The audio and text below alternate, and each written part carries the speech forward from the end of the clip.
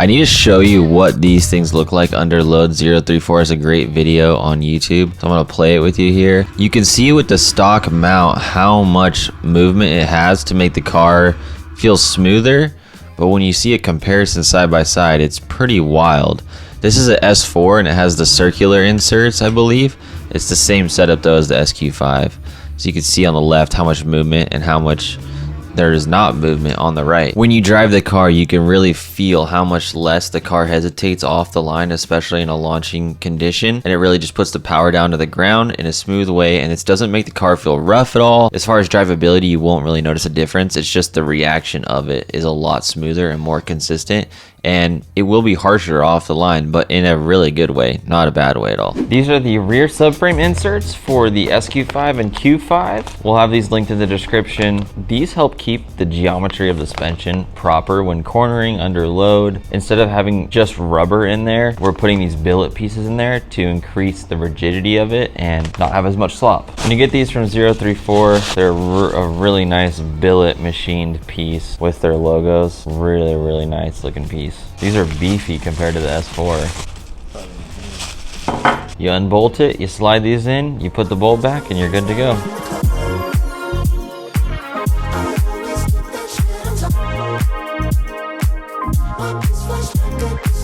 Rear subframe inserts. Let's install these, make it easy. Got the SQ5 on the lift, or you could do a jack, ramps, whatever you got. Don't let that distract you. I want to help you build your confidence in the garage. That's what we do here. The lift helps me in my back because we do so much wrenching here, and it makes it a lot better for camera angles, so it's clear for you exactly what you need to do. The first thing to do is to locate the rear subframe mounts. We have one here, other one there.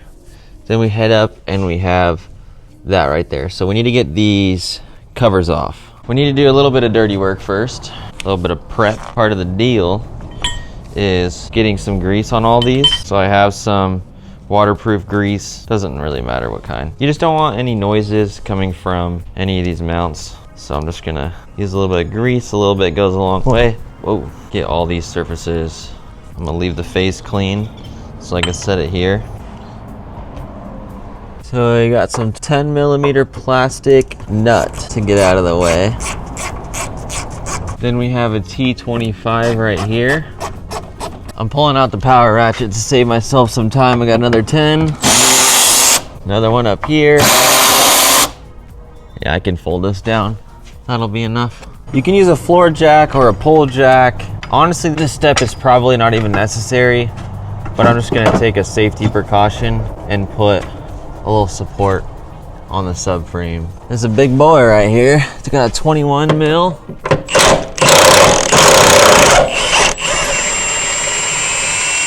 Now, it's proper etiquette to replace these because they're stretch bolts. As long as everything looks fine, we're gonna torque it back down. They go in so tight, it ain't gonna come out. That's for sure. Argue with me if you want. Sometimes these like to play games, so you gotta get in here with a pry tool. We need to separate this factory insert from the bushing one way or another. I'm gonna just try and get some in between to get it started. Come on, buddy. Persuade it, don't force it. Let's get some lube on this thing. So I accidentally broke this piece off, but these need to, I had to sit here and like wiggle it little by little, and then it eventually broke loose after the WD-40. And it should come out either separate or together like this. I don't know, this little tab right here, I don't know what the heck happened, but this is the old one. Here's the new one. It just slides up in there like that.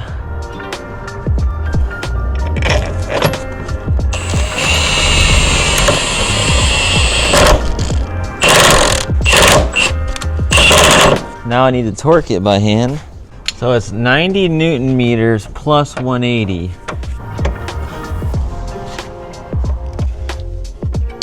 All right, there's 90, so let me do, or there's 90 Newton meters. Now we need to do 180 degrees. That was almost 90.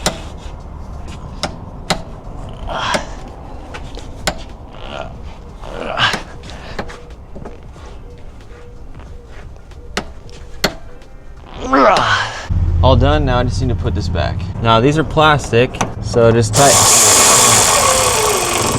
Just go till they're snug.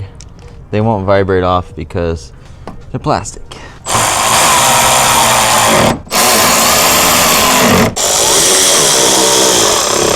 One done, 3 to go. This one's pretty exposed, so we shouldn't have to do anything.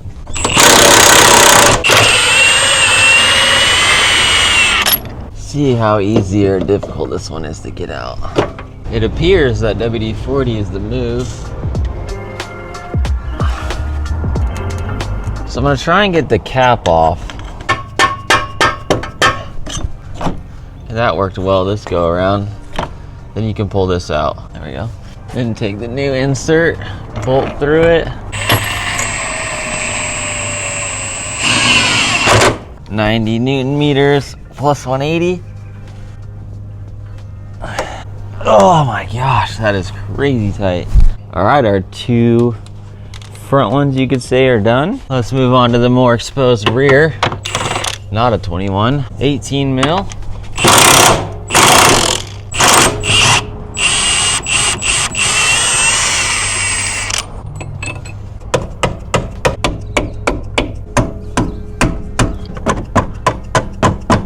You just gotta work the cap off with some sort of pry bar, flathead. Maybe use a hammer to tap it in like I'm doing. Once you get that out, you can get the plastic piece out. Old, new.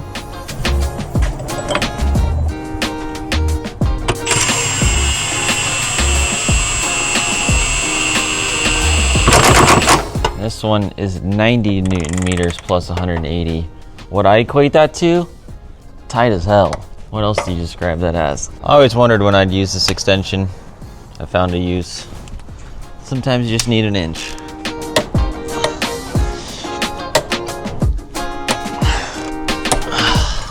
Driver's side.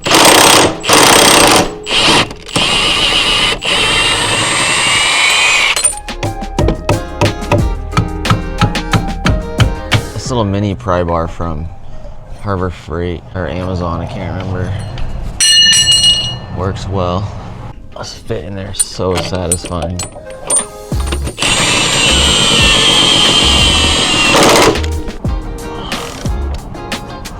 All right, 180, 4 quarter turns.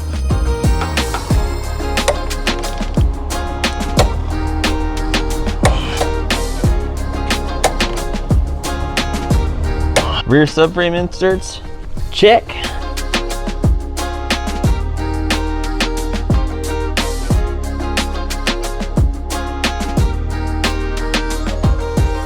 If you like a modification like this, you might like this reliability upgrade of a PCV hose upgrade. This is a common failure on the B9 platform, and if you don't want your car to catch on fire for the long haul, you might want to consider this. I'll leave it right here if you want to check it out.